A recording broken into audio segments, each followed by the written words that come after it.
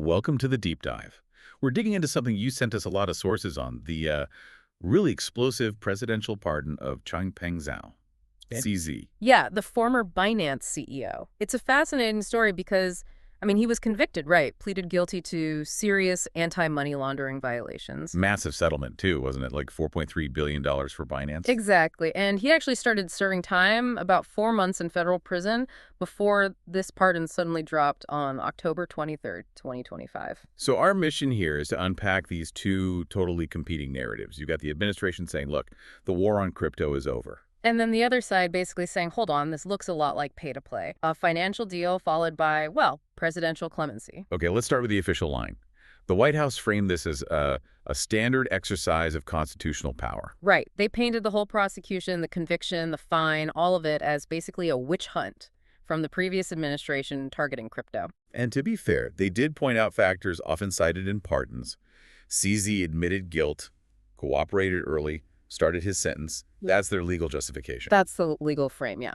But then you pivot to the financial frame, and the timing becomes pretty critical. Okay, so just months before this pardon, Binance finalizes a really significant deal with World Liberty Financial, WLF. Which is the Trump family's crypto venture. Exactly.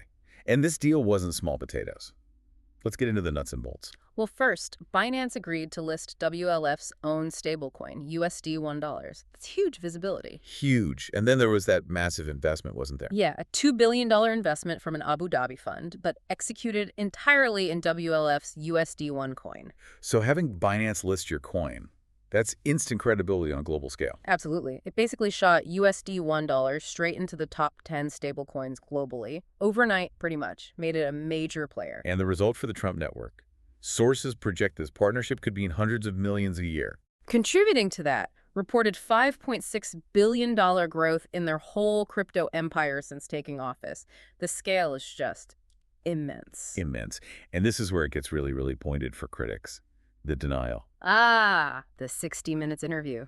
After signing the pardon, President Trump basically said he didn't know who CZ was. Yeah, the quote was, I don't know who he is. Yeah. Said he was just told CZ was wrongfully accused. Claiming total ignorance of the guy whose former company just, facilitated a multi-billion-dollar boost to his family's venture.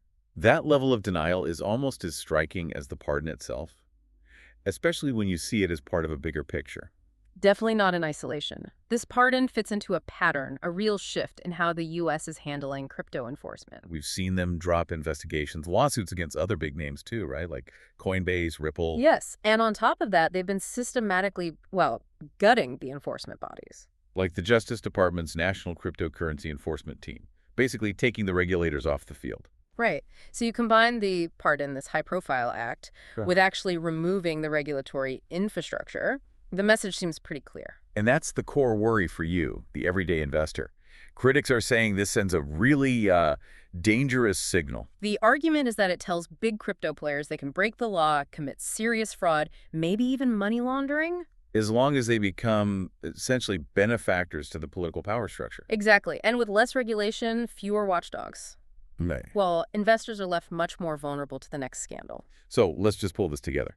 You have a convicted crypto exec, high profile, set free, massive financial windfall for the political network that pardoned him. And at the exact same time, the entire regulatory system meant to protect the public from exactly these kinds of risks is being dismantled. And CZ. The pardon means he could potentially walk right back into the crypto industry, legally cleared. Into an industry now facing far less oversight. So given these huge financial ties, the political influence, what does this lack of oversight mean for the future, for trust, for security and digital assets? That's the big question hanging out there now.